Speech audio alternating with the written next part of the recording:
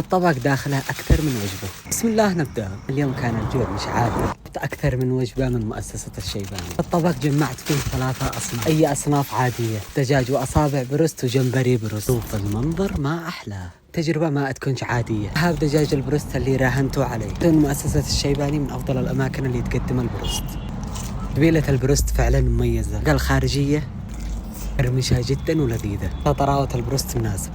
التجربة هذه أكيد يكون معنا أكثر من مكس، هي أكيد تغرق الدنيا صوصات عجبتني جدا ومناسبة، وأكيد ضروري الكاتشب. صوصات مش بس مناسبة، صوصات مميزة، خاصة هذا الصوص نقل التجربة من لذيذة إلى ممتازة. فعلا إن دجاج البروست من أفضل المطاعم اللي قد جربتها. الوحيدة بس كانت أصابع الدجاج حجمهن صغير بس طعمهن خطير الصراحة. أخير ضروري المكس من كل حاجة. شيبس البروست كان طعمه جميل بس ما استغنيش عن الشيبس العادي. مكس الجمبري ودجاج البروست وأصابع البروست سات العجيبة حرفيا. كثر ما كان الطعم جميل نسيت إني طلبت الحجم الصغير من سلطة الشيباني. البروست مع الحمص لذيذ. عشان نكتشف المشاريع الجميلة، وإذا حاب جرب أي مشروع أو مطعم كلمني.